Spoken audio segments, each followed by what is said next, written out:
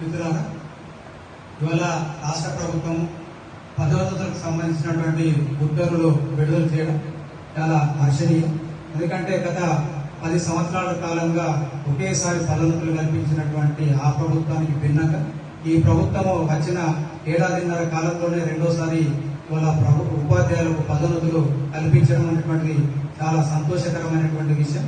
కాబట్టి ఇవాళ పదోన్నతులు జరుగుతున్నటువంటి సందర్భంలో జిల్లాల అధికారులు మరి నిష్పక్షపాతంగా పారదర్శకంగా సీనియర్ లిస్టులు తయారు చేసి ఏ ఒక్కరికి కూడా అన్యాయం జరగకుండా ఉపాధ్యాయులకు న్యాయం చేసిన విధంగా పదోన్నతులు కల్పించాలని చెప్పేసి తెలంగాణ ఐక్యోపాధ్యాయ ఫెడరేషన్ టీయూటీ డిమాండ్ చేస్తున్నారు. అదేవిధంగా మరి గతంలో మరి ప్రభుత్వం ఇచ్చినటువంటి ఆ మేరకు మరి పండితులకు పీఈడీల పోస్టులు అన్నిటి కూడా అప్గ్రేడ్ చేసి పదోన్నతులు ఇవ్వడం అనేది జరిగింది. మరి గత ప్రభుత్వంలో ఉన్నటువంటి పెద్దలు అదేవిధంగా అధికారులు ఇవాళ 10,000 PSHM పోస్టులు భర్తీ చేస్తామని చెప్పేసి హామీ ఇవ్వడం అనేది జరిగింది.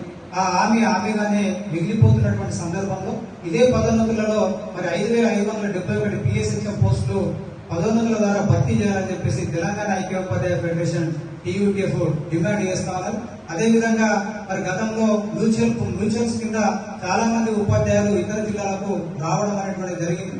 మరి ఆ సందర్భంలో వారు ఈ కొత్త జిల్లాకు వచ్చినటువంటి సీనియారిటీని జీరో చేస్తూ వాళ్ళ సర్వీస్ ని పరిగణిస్తున్నారు. కాబట్టి పాత సర్వీస్ ను కూడా పరిగణలోకి తీసుకొని మ్యూచువల్ కింద వచ్చినటువంటి వాళ్ళని కూడా సీనియారిటీ లిస్టులో చేర్చాలని చెప్పేసి మేము డిమాండ్ చేస్తున్నాం. గతంలో ఎట్లయితే స్పౌస్ టీచర్లకు సీనియారిటీని కౌంట్ చేశారు, అదే రకంగా ఇప్పుడు కూడా మ్యూచువల్ టీచర్లకు కూడా సీనియారిటీని మరి కౌంట్ చేయాలని చెప్పేసి మేము కోరుతా ఉన్నాం మిత్రులు.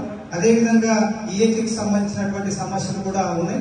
ఈహెచ్ఎస్ మరి ఏదైతే ఉన్నదో దాన్ని కంపెనీలు వేసి కాలాపన వేయకుండా ఇమీడియట్ గా మరి ప్రభుత్వము ఒక విధానపరమైనటువంటి నిర్ణయం తీసుకుని ఈహెచ్ఎస్ ను అమలు చేయాలని చెప్పేసి మేము కోరుతున్నాం మిత్రులారా.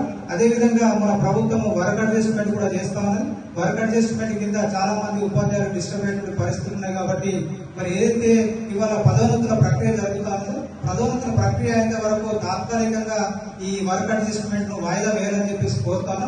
ఎందుకంటే వాళ్ళ పదోన్నతుల ద్వారా అక్కడ టీచర్ పోస్టులు భర్తీ అయ్యే అవకాశం ఉంటుంది. కాబట్టి మరి పదోన్నతుల ప్రక్రియ పూర్తయిన తర్వాతనే వర్క్ అడ్జస్ట్మెంట్ చేయాలని చెప్పేసి మేము డిమాండ్ చేస్తాము. అదేవిధంగా ఈ మధ్య కాలంలో కొంతమంది అంటే ఎడ్యుకేషన్ సిస్టమ్ కు సంబంధం లేనటువంటి వ్యక్తులను విద్యాశాఖాధికారులుగా ఈ ప్రభుత్వం నియమిస్తా ఉన్నారు. కాబట్టి మేము కోరేది ఏంటంటే పీఈడీ చేసినటువంటి వాళ్ళను మాత్రమే ఎడ్యుకేషన్ సిస్టమ్ కు రిలేటెడ్ గా ఉన్నటువంటి మాత్రమే ఉపాధ్యాయులు విద్యార్థుల విద్యా సమస్యల పట్ల అవగాహన ఉంది. మరి ఏదైతే పీఈడీలు చేసినటువంటి వాళ్ళని మాత్రమే జిల్లా విద్యాశాఖాధికారులుగా నియమించాలని చెప్పేసి తెలంగాణ ఐక్యోపాధ్యాయ ఫెడరేషన్ డిమాండ్ చేస్తా ఉన్నారు. అదేవిధంగా ఇవాళ పెండింగ్ బిల్లు కూడా చాలా పెండింగ్ లో ఉన్నటువంటి పరిస్థితి మనం చూస్తాము.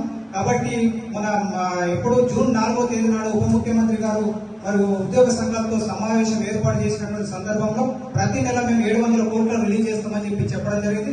గత నెలలో జూన్ లో కేవలం 183 కోట్లు మాత్రమే రిలీజ్ చేయడం జరిగింది. కాబట్టి గత నెల ఈ నెల అంటే జూలై నెల రెండు కలిపి మరి 1,217 కోట్లు వెంటనే రిలీజ్ చేయాలి.